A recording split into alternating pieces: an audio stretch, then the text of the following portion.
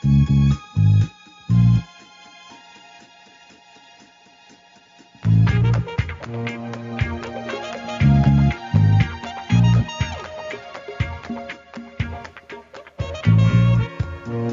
the radio guy, Mike Prince. Welcome to another episode of the Mike Prince Show, Sunday Night Live edition. Man, got a weekend that is just about done, a lot moving. Praying for those in Louisiana. Hopefully life will stay as secure and normal as possible. Big show scheduled for you on tonight. On the Brazos Valley Schools Credit Union Hotline, we'll have two legends to join us. Our scheduled guests for tonight will be promoter Al Wash and legendary broadcaster here from the Houston area, Ralph Cooper. We're actually calling this Legends Weekend Broadcast. Whole lot to cover. Recapping yesterday's MEAC SWAC Challenge and the week that lies ahead. So without any further delay, we'll jump right into tonight's episode here at the Open Mic Broadcast Network. Well, it's over, and there's not too much we can say about it right now. The Alcorn Braves did not come out swinging. Well, they did come out swinging, just didn't finish the swings. They left too much meat on the bone and allowed North Carolina Central to come out with the victory, 23-14, kind of reverse of what I had projected. I said 24-14 in favor of the Braves, but I was off by 1 point in the opposite direction. Therefore, the competition between Coach Pettaway and I, not that it's over with. One game, one weekend doesn't make a season, but I am ahead 1-0 in the battle of our P3 Cup battle. We'll have our pick'ems each week, and we'll be sharing that with you guys throughout the course of the season. We'll catch up with Coach later on this week. Lloyd says the same, and we'll hash that part out. But meanwhile, what did you think about the game? Not as many great plays, but more or less almost great plays. A lot of penalties. And just shows first game of the season. Both teams had not played in almost 2 years. And it showed. It looked like it. Felt like it. And I know that the Braves woke up this morning with a whole bunch of woulda, coulda, shouldas. And if we had only done this, but nonetheless, you got to put that behind you and you move toward the next game. And speaking of the next game, what did you think about the broadcast? I personally was pleasantly surprised with RG3 and the energy that he brought to the broadcast. It seemed and felt like that you was watching the game with one of your buddies, and he was ooh and ah, because he was surprised of the level of play, and he was very gracious toward the end of the broadcast to Jay Walker, of course, and the opportunities afforded to him. But I thought he'd done a very good job with the broadcast. They finally got Alcorn right. You know, they were saying Alcorn, but you can tell if a person has some swag hours or not on how they enunciate Alcorn. But I was real pleased with his performance. Don't know if that's going to be part of the flavoring or the seasoning that they bring to the HBCU broadcast, but we will see how that goes. And speaking of the HBCU broadcast, once again, ESPN, in my opinion, has stuck it to us. They added 5 games to the slate over the past weekend for SWAC coverage. But those 5 games were actually now going to be on ESPN Plus, which means that if you or I want to watch those games, we're going to have to pay a little bit more money to have the ESPN Plus package, and that's how they're getting us. But yet we're not getting an increase of our supplements for the products that we're bringing. But that's another. I'll break that down a little bit later on. But it's a little mind-boggling, at least to me. I don't know how anyone else feels about it, but it is what it is. So we'll break all that down. We got a lot coming up. We'll have the full swing of games this week, and it'll really get to brewing and going all around. And one other thing, once again, we're in preseason, and we do not put a whole bunch of stock in preseason games. At least I don't. And as I was tracking, my Steelers, they lost to Carolina.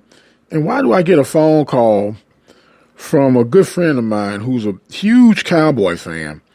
And he calls me, harassing me that we lost the preseason game and the Cowboys went 0 for the day. But I guess that's what Cowboy fans do, right? But I find that very, very strange. Hopefully the Cowboys have a good year. Hopefully my Steelers have a good year. But time will tell. And speaking of time, I got to take a break so we can get ready for our first guest on the Brazos Valley Schools Credit Union Hotline. And that's none other than promoter Al Wash. You listen to the Mike Prince Show. Here's Sunday Night Live edition. Keep it right where you got it. And we will be right back.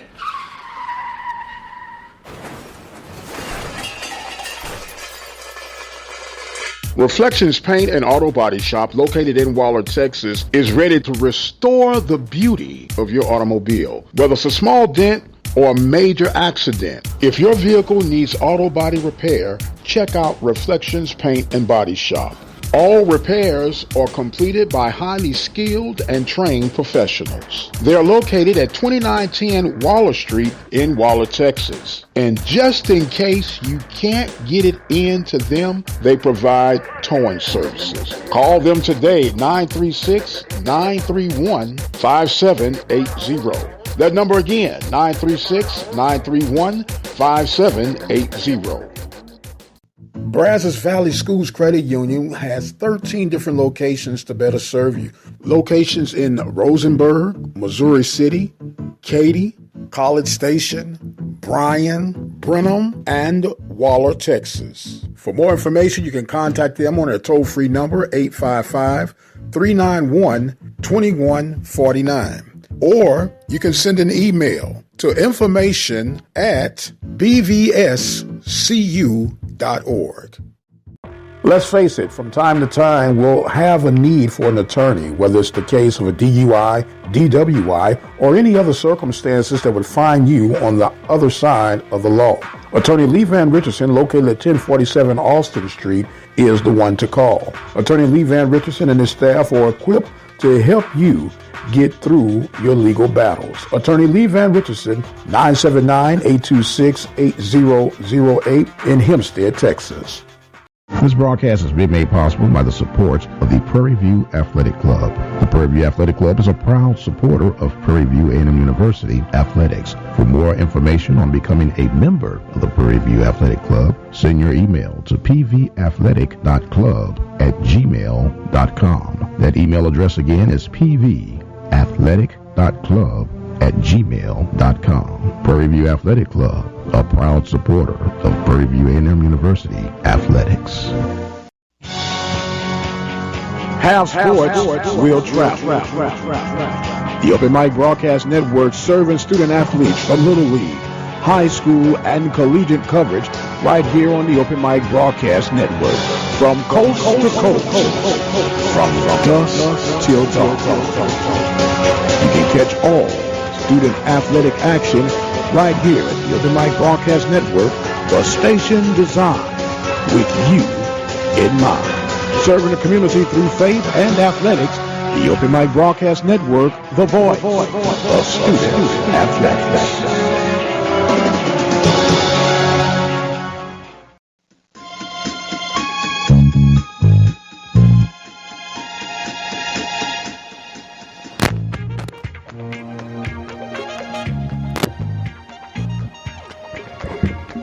And welcome back, ladies and gentlemen, to the Sunday Night Live edition of the Mike Prince Show. As we get back into the full swing of things, we're not able to catch up with Al Wash for our first segment, but nonetheless, we must move forward. Al Wash, legendary promoter, of course, those that keep up with the Prairie View Grambling game. He is the promoter and has been the promoter of that game for quite some time. And he's also the promoter of the Grambling-Tennessee State game, which will be coming up here on the upcoming weekend. We want to talk to him about that. But he's also involved in some high school promotions that we were going to share with you. But hopefully he might get a chance to catch us on this segment and he can further break that down. But if not, then that as well as also. But what we're going to do, we are going to get some other things lined up here, and you got to always have a standby, right? So what we're going to do is break down a little bit of this SWAC history, and with the SWAC history, introducing to some and presenting to others of the legacy and the full richness of our beloved conference, and a little bit more information. So keep it right where you got it, and we'll be right back. The Southwestern Athletic Conference, also known as the SWAC, has become one of the leading sports associations in the world of collegiate athletics today. Founded in 1920 by C.H. Fuller, Red Randolph, C.H. Patterson, E.G. Evans, H.J. Evans, H.J. Starnes, D.C. Fuller, and G. Whit Jordan, the SWAC's charter class, the Super Six, kicked off with Bishop College, Paul Quinn College, Prairie View A&M, Sam Houston College, Texas College, and Wiley College.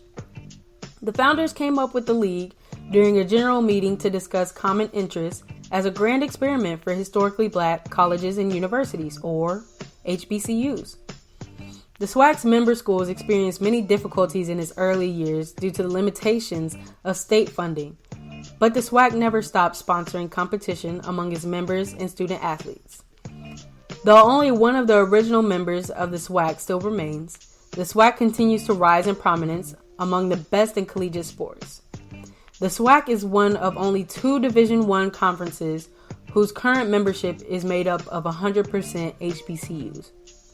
Its current members include the last remaining charter member, Prairie View A&M, and others like Southern University, Texas Southern University, Grambling State University, Jackson State University, Alcorn State University, Mississippi Valley State University, Alabama State University, University of Arkansas at Pine Bluff, and Alabama A&M University. As the SWAC continues to grow in prominence, so does its membership. At the start of the 2021-2022 academic school year, Florida A&M University and Bethune-Cookman University will join the SWAC as its 11th and 12th official members. Championship competition offered by the league currently includes men's competition in baseball, basketball, cross country, football, golf, tennis, and indoor and outdoor track and field. Women's competition is also offered in basketball, bowling, cross country, golf, indoor and outdoor track and field, soccer, softball, tennis, and volleyball. The SWAC continues to solidify its status among elite collegiate competition with notable NCAA tournament appearances in multiple sports. The SWAC is considered one of the premier HBCU conferences in the country and currently ranks among the elite in the nation in terms of HBCU alumni playing with professional sports teams. Notable professional HBCU and SWAC alumni athletes include Walter Payton, Jackie Slater, Jerry Rice, John Stallworth, Steve McNair, Michael Strahan, Titus Howard, Kadero Hodge, and many more. The Southwestern Athletic Conference will continue to produce some of the best student athletes to ever touch a field of play. Just as the mission statement states, The Southwestern Athletic Conference is organized for the purpose of encouraging and conducting intercollegiate sport activities for student athletes and promoting academic excellence while representing SWAC member institutions with a high level of integrity and sportsmanship. I've been Morgan Hendricks for the Open Mic Broadcast Network.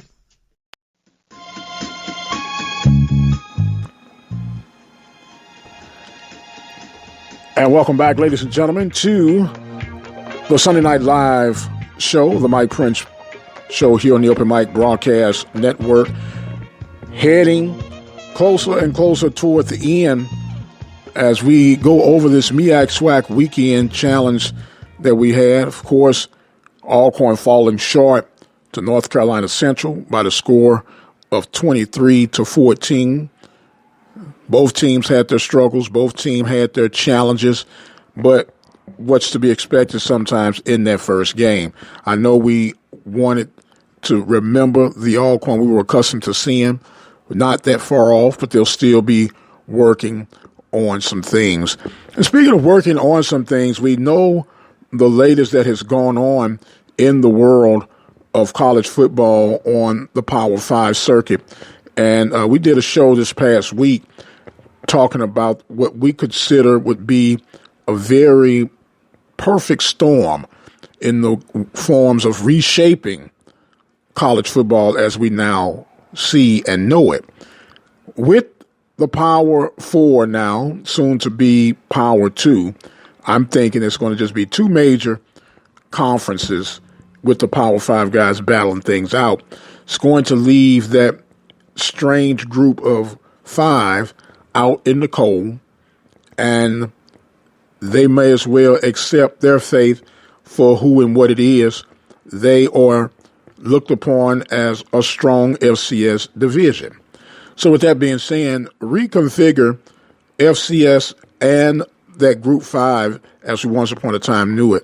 And as a side note, they're talking about how the Big 12 can recover. Now they're talking about looking at BYU and some other combinations of schools to help get them back to prominence. But I think that ship is fast shipping and sailing away. But meanwhile, back to what I stated, you have 85 scholarships available on the Power 5, or let's say FBS circuit, and 63 on the FCS circuit. So when you average that out, that comes out to 74. So you now bump it to 74 if you're on the FCS side of things, and drop it if you're on the FBS side of things. And you create your new divisions and route your playoff games. You can go from 24 to possibly 32 teams that qualify for the playoffs, work out a system, and use these bowls that are probably not tied to the hip with ESPN to structure them as some of your playoff games. If not, start a new circuit. Heck, they're doing it all over the world now, so just start a new circuit of things and go from there. And that way, you could revitalize what's left of the football, college football structure as we now see it. And then the basketball piece, I think, is already intact. It is really the engine that could and would that these programs are surviving off of, if we're going to be honest. Yes, we know football is the big boy in the room, but the daddy in the room is basketball. And it is what it is. You know, you see it all the time where the son grows to be larger than the father, but just because you're larger than the father don't mean that you are the father. And as soon as we realize that and understand that football is going to always have its place, it's going to always have a strong role, but it is not the role. There are plenty of programs throughout the country that could survive financially without a football program. Now, egotistically and testosterone levels, it might be a struggle, but overall success and even the identity of the school is not solely predicated on football. And not that I am a football basher, love football, very passionate about football, but let's look at it for what it really is. And I've been on record for saying it many, many times, that when you look at the money put in, the way the current structure is right now, compared to the return on investment. We're coming up short on football. We're coming up absolutely short with the money that's being offered from our current TV programs, with the lack of, let's say, creative fundraising on our level. And that's not necessarily on the other entities. That's an in-house thing that we must address, and address it aggressively, if you're asking me. But it is what it is. We'll find out what you guys think about it. Some of you have been chiming in. Some agree, some disagree, which is part of the game, part of the nature of the beast, why we do what we do, right? If you agree with everything I say, then we can't have a healthy dialogue or a healthy growth spurt. You know, it's not a yes group, it's a think group.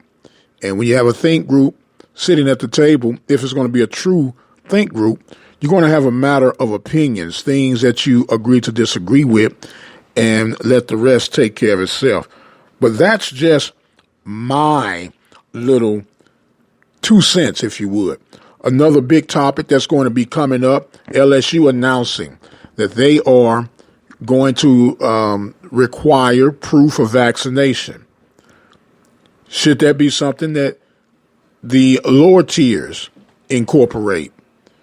That is how we get some of the funding to help our budgets, is really heavily predicated on people coming to these games. And are you willing to sacrifice that for the sake of having proof of vaccination? Or do you think we should say, oh, let them come on as they are and roll the dice? I personally don't have a problem with showing proof of vaccination. It's a responsible thing to do, and in my opinion, a healthy thing to do. There are going to be some cancellations. I can almost guarantee that if we continue to move the way we're moving right now. But it's just a matter of how much of an impact that will have on us. We'd love to hear your thoughts on these particular topics. Of course, you can always drop us a line at 713-570-6736 and let us know what you think and how you're feeling about things. Or you can also give us a shout on Twitter at The Mike Prince Show, or on the YouTube channel at the Open Mic Broadcast Network. I am going to take us a break. Hopefully we'll be able to catch up with Mr. Cooper on his segment of things as we get ready for the rest of tonight's show. You listen to the Mike Prince Show, Sunday Night Live edition. Keep it right where you got it, and we will be right back. I promise you, don't you dare touch that dial, because you'll miss something that you'll regret later on.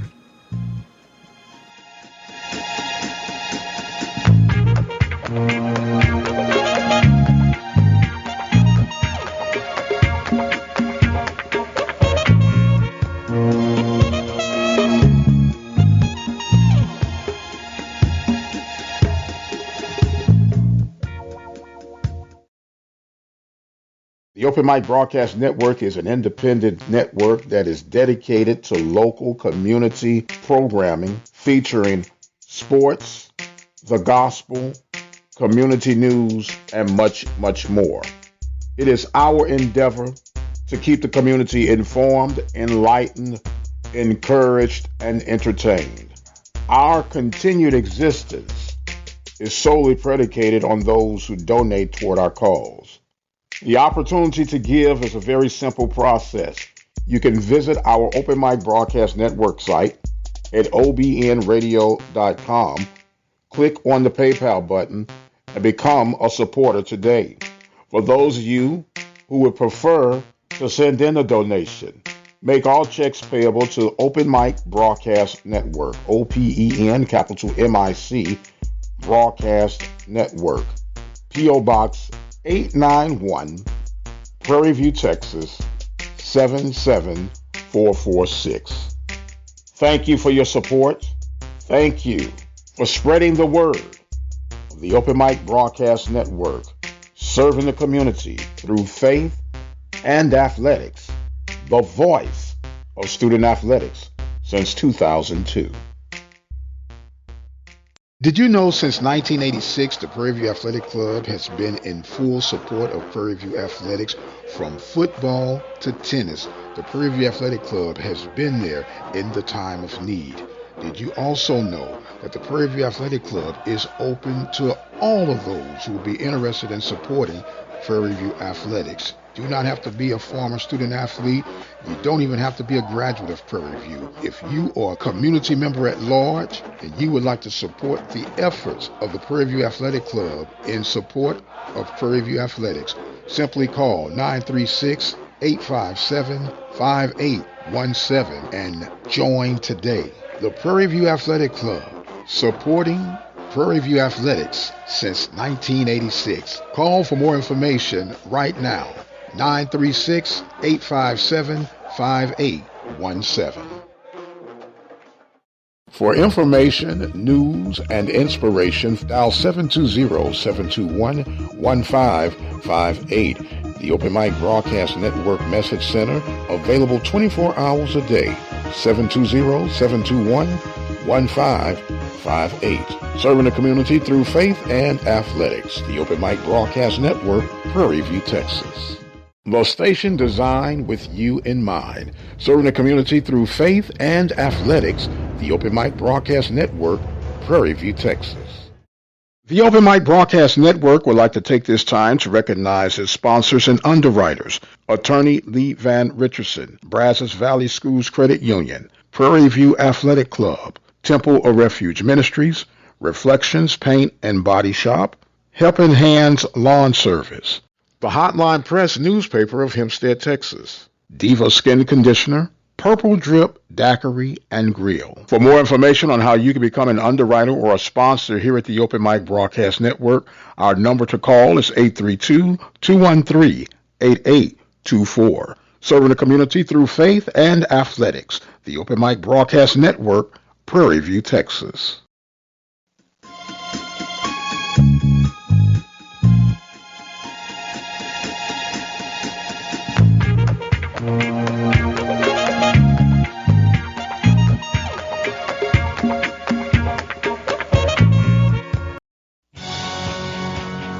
Have sports, we'll travel. The Open Mic Broadcast Network serving student athletes from Little League, high school, and collegiate coverage right here on the Open Mic Broadcast Network. From coast to coast, from dusk till dawn. You can catch all student athletic action right here at the Open Mic Broadcast Network, the station designed with you in mind. Serving the community through faith and athletics, the Open Mic Broadcast Network, the voice of student athletics. Hello. The Southwestern Athletic Conference, also known as the SWAC. The Open Mic Broadcast Network would like to take this time to recognize its sponsors and underwriters. Attorney Lee Van Richardson, Brazos Valley Schools Credit Union, Prairie View Athletic Club, Temple of Refuge Ministries, Reflections Paint and Body Shop, Helping Hands Lawn Service, the Hotline Press newspaper of Hempstead, Texas, Diva Skin Conditioner, Purple Drip Daiquiri and Grill. For more information on how you can become an underwriter or a sponsor here at the Open Mic Broadcast Network, our number to call is 832-213-8824. Serving the community through faith and athletics. The Open Mic Broadcast Network, Prairie View, Texas.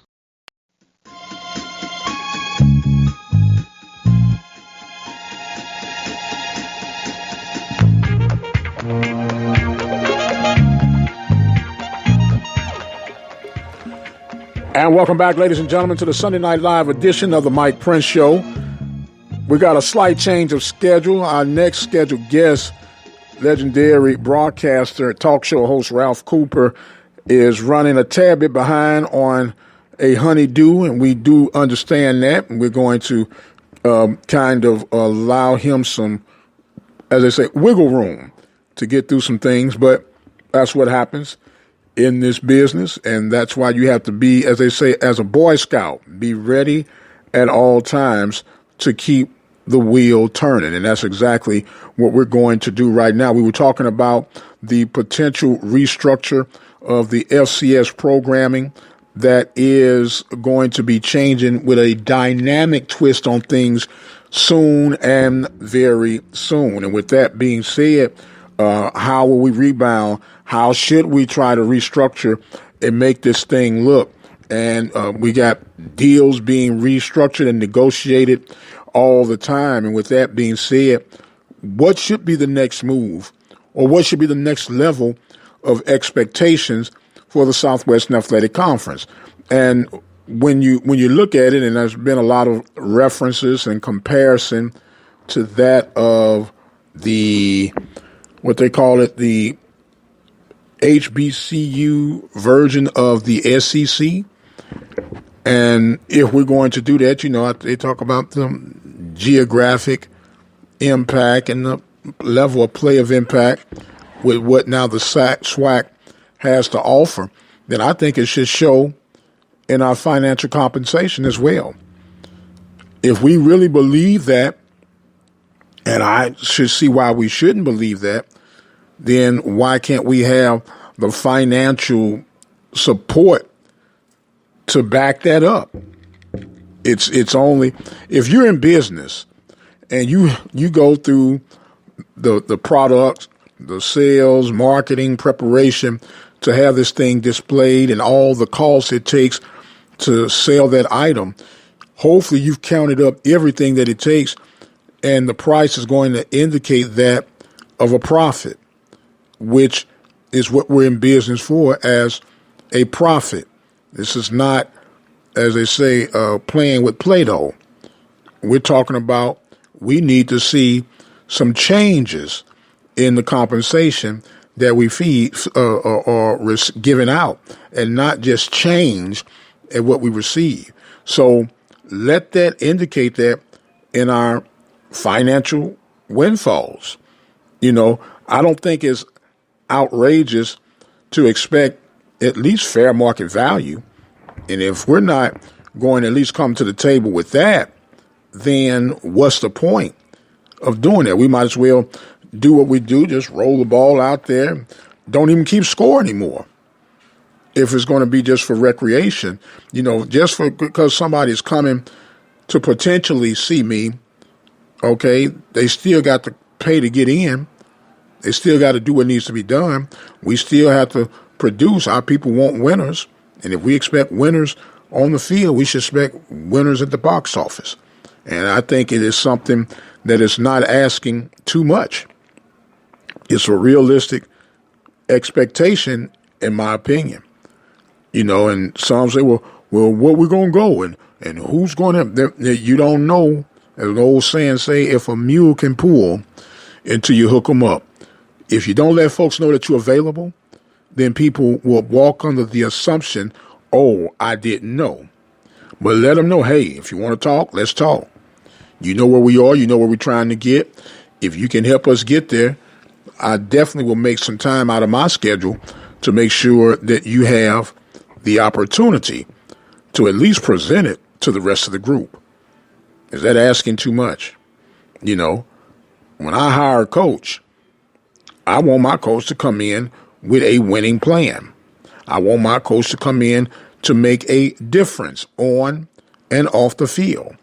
I want my student athletes to represent me with the dignified and respectable decorum when they're out there, when they put that university on their front chest, and put on those colors. I expect them to represent well. And it shouldn't be all the way across the board. I'll just keep it at home at my beloved Prairie View. If we're going to raise the GPA to 3.0, then we need to have some finances to match that, I would think. That's a whole nother subject that I'm definitely going to have to touch here real soon.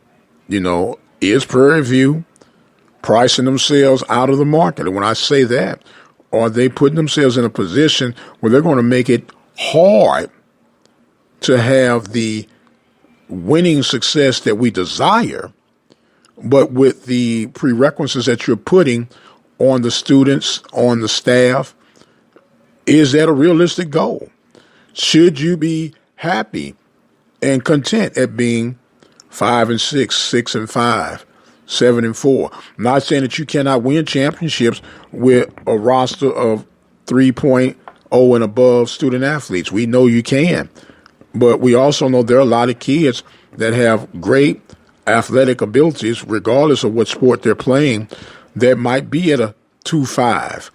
Heck, might even be at a 2.0, trying to make it, do all that they can. They could have a learning disability. Does that mean that they're not worthy to be on a Division I playing field? Does that mean they're not worthy to put on the purple and gold at Prairie View A&M University? I would hope that's not the case, but why deny that person the opportunity to tap within themselves, because they can improve and make a difference. And even if they never get to the exact 3.0 plateau that you desire, you never know the impact that you can make on a person to know that they have the ability to even achieve this stuff on a collegiate level, on a higher level, because there are so many challenges that we don't see that these student athletes have to deal with. Some of the homes that they're coming from, some of them not getting the meals that they need, not getting the necessary support, whether it be emotionally, financially, spiritually, or physically, that they need to achieve certain things. So, yes, you can have some expectations of, okay, you're coming in at this level, but we got to get you to this next level. And you can have that. You can have an internal system set up to challenge that. I have no problem with that at all. But don't put yourself out there and then looking crazy when you cannot consistently come across, as a quote unquote champion on the field. Yes, I know you want to be a champion and deserve to be a champion in that classroom. That's what it's all about, ultimately. But if you're going to set those restrictions, then I think you're going to have to bring down your winning expectations. And if that's what you're going to do, that's okay. Let that be known to those who support, and let's move forward. Say, hey, here's what we're looking at. Here's what data shows. We love analytics these days. And analytics show, we know it's only going to be 2% to ever go professional, whatever sport they choose to go. And to be actually honest with you, it's less than 2%. But if you're going to use those analytics, okay, most of these guys, if that's the case, this will be the last time that they'll ever have a chance to be declared and recognized as a champion. So should you not put yourself in a position, put your program in a position to win as many championships as you can, because we know that for major majority, this is the end of the road. So look at it from that perspective.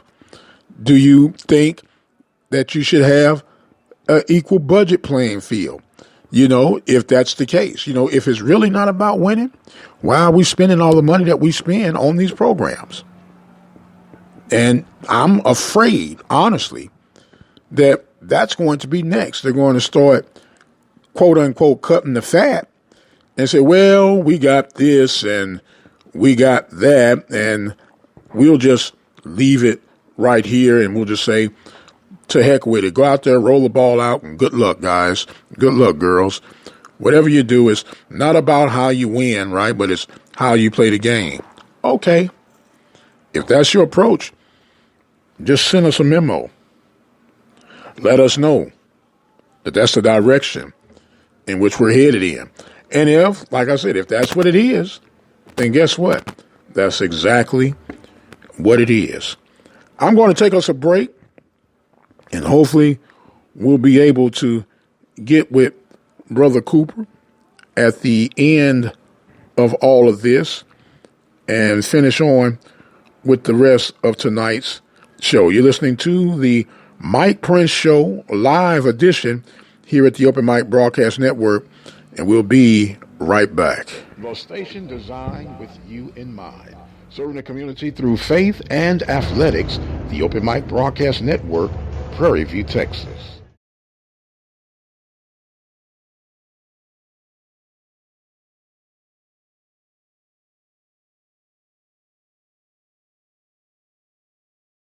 The station designed with you in mind. Serving the community through faith and athletics, the Open Mic Broadcast Network, Prairie View, Texas.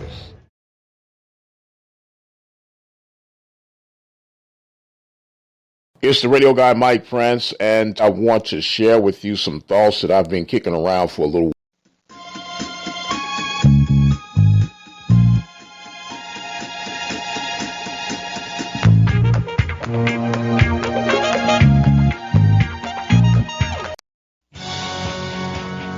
Have sports, will travel. The Open Mic Broadcast Network serving student athletes from Little League, high school, and collegiate coverage right here on the Open Mic Broadcast Network. From coast to coast, from dusk till dawn. You can catch all student athletic action right here at the Open Mic Broadcast Network, the station designed with you in mind. Serving the community through faith and athletics, the Open Mic Broadcast Network, the voice of student athletics. Hello, this is Alonzo Hardy Jr., the president of the SWAC Alumni Association. The SWAC Alumni Association is an organization founded on December 10, 1999, at the Sheraton Hotel in Birmingham, Alabama. Its mission is to serve as a rallying ground for individuals who have made the Southwestern Athletic Conference the illustrious conference that it is today. Its membership is open to former student athletes who played in the conference in any sport, as well as to coaches, athletic administrators, staff members, game officials, and fans. Annually, the association holds a Legends Awards and Roast Banquet or luncheon where it honors individuals with Lifetime Achievement Awards, a Chuck Prophet Wackenmaster Award, and occasionally a Distinguished Service Award. Proceeds from that event help to finance degree completion scholarships for student athletes who have exhausted their playing eligibility at SWAC universities, but who may still need an extra semester or two to complete their college studies. For more information on the SWAC Alumni Association, or to get information on becoming a member, you can send correspondence to SWAC Alumni Association, 875 Miller Creek Lane, Newport News, Virginia, 23602. The email address is swacalumuniassociation@yahoo.com.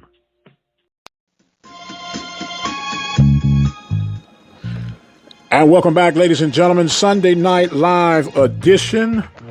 Mike Prince Show.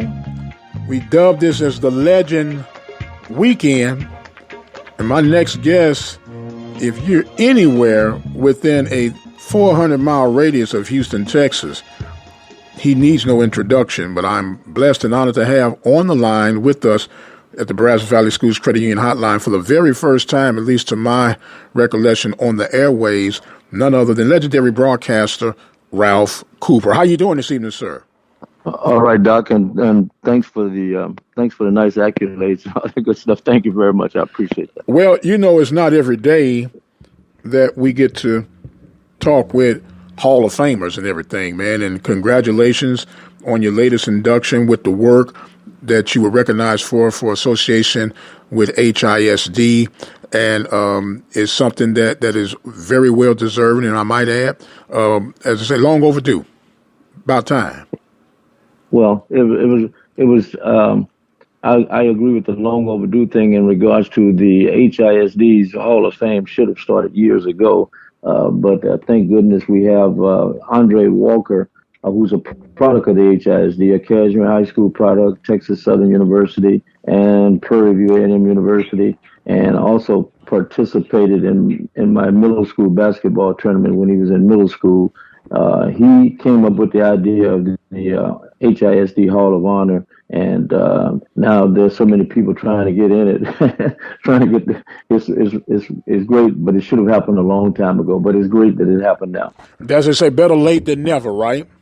Better late than never. And thank goodness many of the people who were honored that particular night, Darrell Green, Washington Redskins, Jones High School in the HISD, Greg Swindell, Sharpstown High School, Cleveland Indians, the Houston Astros, and the University of Texas. He was there for the event. You had Monica Lamb out of Yates High School, Southern Cal, and the University of Houston, and the WNBA championships with the Houston Comets back in the day. David Lattin of Texas Western University, now UTEP. He's still living. He was one of the honorees. Craig Reynolds, and David Lattin is out of Worthing like I am. And then you had Craig Reynolds out of what was then Reagan High School, now the Heights High School. He played in Major League Baseball, and he's a minister at one of the biggest churches here in the Houston area. So to go in with all of those individuals, and you could hear the emotions, you can feel the emotions of some of the individuals. Ken Spain, who played on the Olympic team, with Dwight Jones, who played on an Olympic team, both out of the University of Houston, one out of Austin High School here, Wheatley High School. They were honored. By and their families members spoke up for them. And you could feel the emotions there. And the legendary coach Jackie Carr, who's still living, was also saluted that night. And Joe Tusa, a longtime athletic director of the HISD, was that night also. So it was long overdue. And it's great to be part of the first class and to go in as a media person with language. Oh, no doubt. And definitely who's who amongst those that you made mention of, and being in the media side of things and knowing that the impact that guys like yourself have brought to the table, a lot of blood, sweat, and tears that people don't see and not even familiar of some of the hoops and hurdles and original ways to get things done, whether a challenge of budgets or just not simply having a budget to even think of, but the desire to get it done. And it causes the creative juices to flow and knock things out. It's always a challenge waiting around the corner. Right. It was always a challenge, even from the beginning. When I dropped by the Forward Times office when I first started, and I wanted to do sports, and they told me I couldn't do sports, that they would pay me to go to the courthouses and the jails and to write what I saw in the jails and the courthouses, and because I wanted to have a break to get in, and this was before I got into the radio thing. I decided to do that while stringing and doing some stringer work for the daily newspapers around here also. Well, Ralph, talk about that. What led you to the radio piece, and how were you able to jump through those barriers? Because there wasn't many opportunities, especially, in black media. What led you down that road? Well, what happened when I first started, and I told you the story about they didn't want me to do sports. They didn't have any openings for me to do sports. So finally, some openings came up in sports. They did do the junior high schools, which are now middle schools. And no one wanted to do the Astros at that time.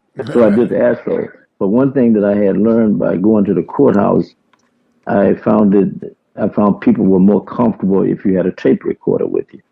You're dealing with law officials and, the lawyers, the DAs, et cetera. And so when I went to sports, I took the tape recorder with me.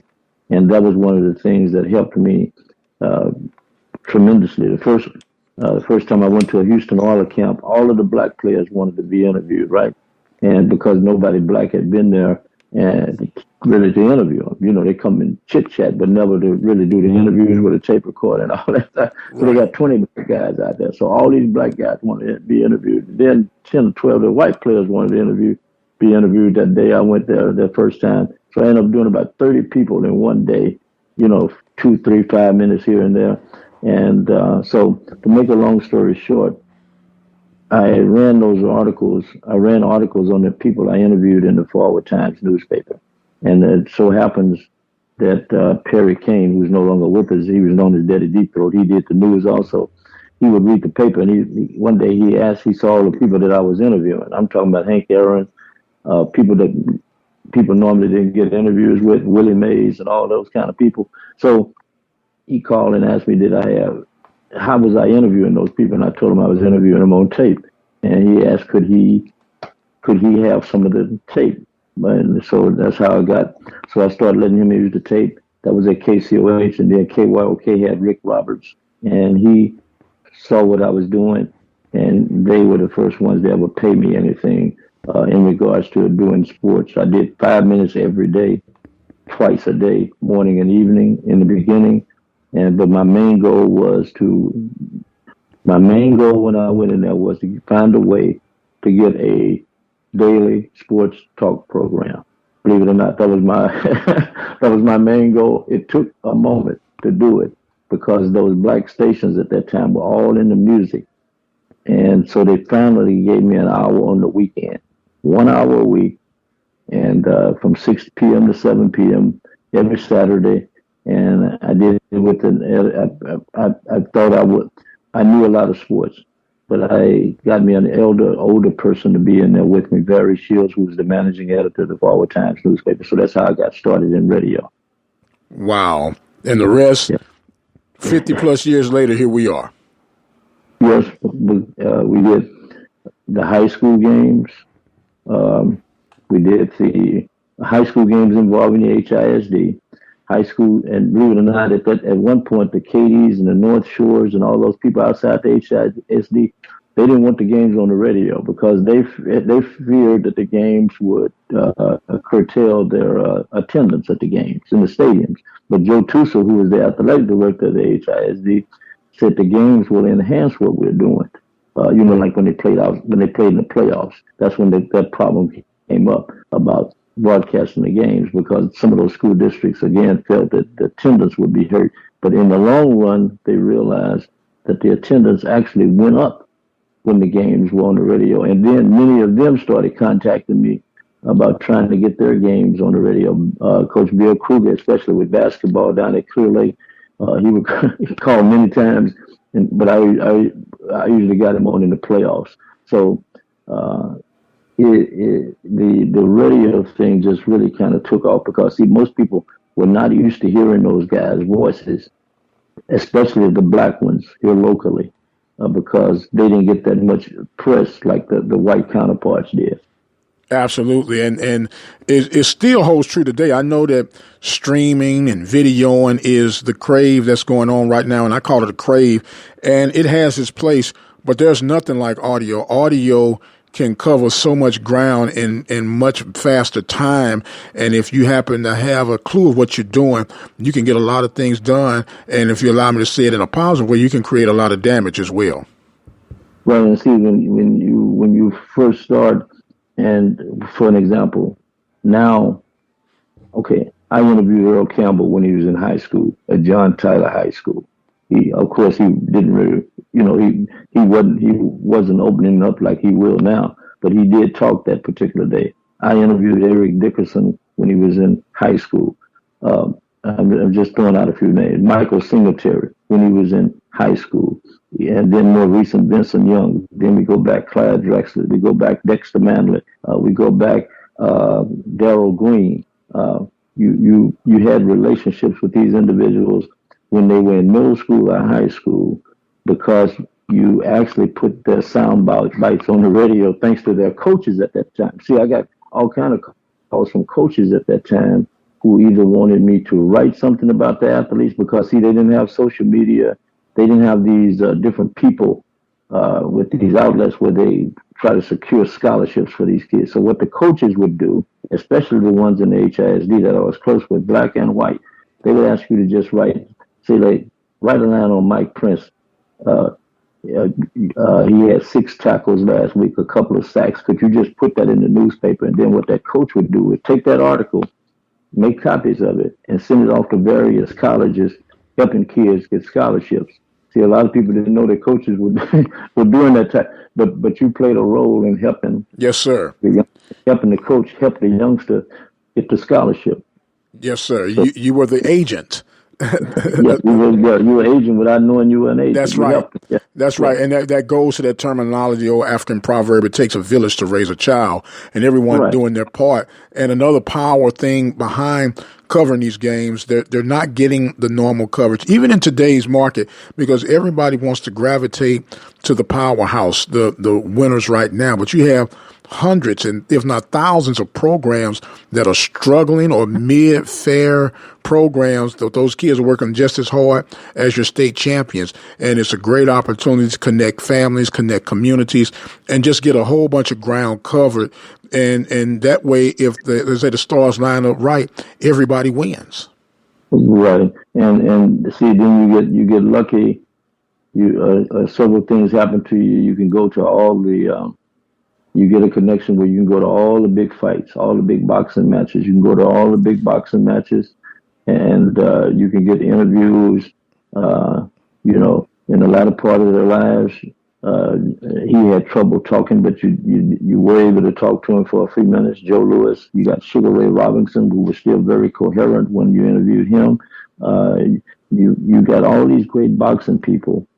That I was able to interview, either coming up or either going down or whatever. And the Holyfields, the Foremans, the Alis, the Larry Holmeses. When Larry Holmes was fighting 4 rounds and nobody thought he was in it, never going to be anything. Right. And you throw a mic in front of his face, and then the next year he's fighting for a championship, and he didn't forget that you interviewed him when he was a nobody. So all of that played a role in how all this stuff happened. Yes, sir. But the main thing, I was inspired by the people who had talk shows. I was inspired by my white counterparts. You had Anita Martini, and you had Tom Franklin. They had talk shows here locally, and that was my main goal, was to get a talk show. I never will forget when I first started. Texas Monthly came to Houston. They were interviewing Anita and Tom Franklin, and they told them about me, and they called me to get a quote. And they said, "Do you really think black people will call sports talk programs?" And I said, "Not only will they call, at some point they'll get to the point where they're so comfortable they'll try to take the talk shows," which is true, right? You Yes, see what's sir. happening. Yes, sir. I said, I was talking about mine. I said they're going to take the other shows because that's the way they are. They know sports, and once they get comfortable with it, they're going to call. Yes, sir. Yes, sir. Yeah. And it's, as they say, it's a dynamic, low piece of hanging fruit if you have the skill set and the patience to work that thing through. Look, we're talking right now with legendary broadcaster Ralph Cooper of KCOH, known throughout Houston and beyond on his coverage of athletics, local athletics, as well as regionally and national athletics. And you named off all these guys. We got a few minutes left here in today's show. There was a guy who maybe it was just so many people, he was slightly overlooked. But when you think of the work that a legendary King Arthur, do you think it was an oversight, or that his time is going to be coming soon to be mentioned in this Hall of Fame, Hall of Greatness that you guys are now part of? His name came up this time around. His name came up with, I can name thousands of names. We had 500, I'm part of the committee. We had 500 names on the committee. The only vote that I didn't have a vote in was the media thing. Okay. I was blessed. I was a shoe-in as the media person for this HISD Hall of Honor, and it came from the other members. They told me not to mention the other names, but I had already put several names down on the list because I saw it down there before they told me that I would be the one getting it first. But his name is already on that list, and you've got several other names that came up on that list also involving HISD. See, many people have forgotten it's an HISD award, and it's an HISD Hall of Honor. Some names came up out of that group. I mean, from other school districts or et cetera. But yes, his name came up.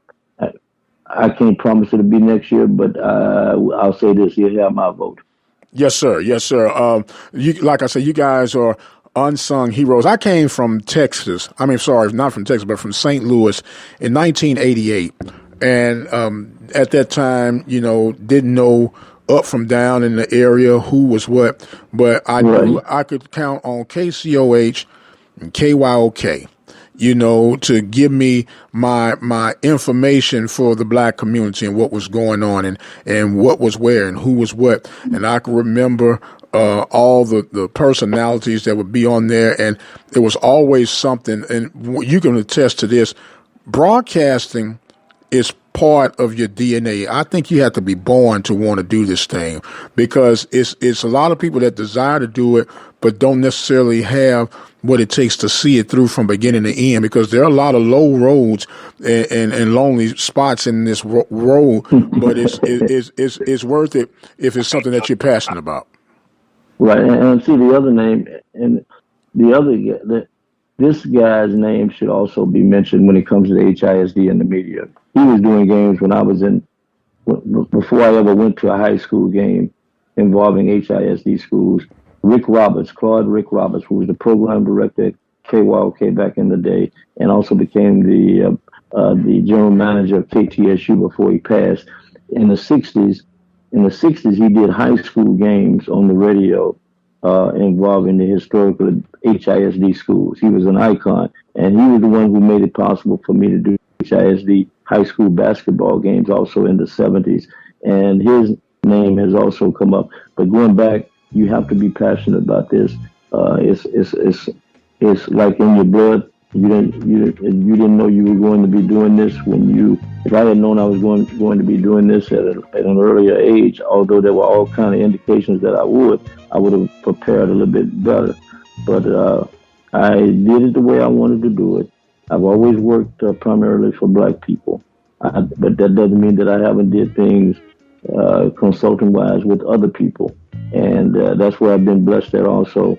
So, and then I want to just share this one with you. I know we're about to run out of time now. This is the award, out of all those awards, the PVIL, the HISD, the Texas Radio Hall of Fame.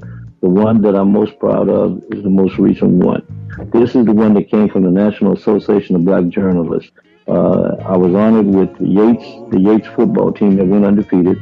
Warren Moon and David Lattin and myself all received the NABJ Pioneer Award, which is named after Lacey. It's named in honor of Sam Lacey, who was like Wendell Smith. He played a role in the integration of Major League Baseball. Yes, sir. He fought white owners who pulled charades on him in regards to taking players to camp to try to get them a tryout, that kind of stuff. But he never gave up. He died at 99 years old. He was still working at 99 years old, a week or two before he died. And to get this award from a pioneer in black media, the Baltimore Sun, the Chicago Defender, is like a baton was handed to me, if you understand where I'm coming from. Yes, sir. Absolutely. Absolutely. Yeah. So that one, I wanted to share that one with you in regards to why that one is important to me. Yes, sir. Well, look, it was important and an honor to have you with, but we got to do this again, man. We got to have Ralph Cooper 2.0, because unfortunately we're definitely out of time. But I thank you. And I apologize for being a little late today, but who you have next weekend? Well, we might have you, man, if it lines up right. Okay, we can do it after the Prairie View TSU game. Who are you picking, by the way? Who are you picking? Well, I'm picking Prairie View, man. You know I'm picking Prairie View. Good. I'm picking Texas Southern. Well, I tell you what, we'll do it right now. I'll schedule you for my first section on next week, and we can continue where we left off. And I got the football coach himself, Eric Dooley, scheduled for the second half, and we can knock it out like that. How does that sound? That sounds great, and he's an individual along with Clarence McKinney down at Texas Southern. I respect both of them. Yes, sir. What they do. Yes, sir. They play football in the SWAC west of the Mississippi. That's right. And we respect you. We respect you as well, sir. Unfortunately, I am out of time right now. We want to thank you. Thank you. Yes, sir. Thank you, and I'll be back. I'll look for you next week. Yes, I'll sir. look to be on next week. I look forward to it. I look forward to it as well. Legendary broadcaster Ralph Cooper. We have passed the hour, but you know what? It was an hour worth getting past for a little bit. I am the radio guy, Dr. Mike Prince. Thank you guys so much for joining in with us on this evening. I've got to go. I am definitely out of time. But until the next time, you guys be blessed, and we'll see you on the other side.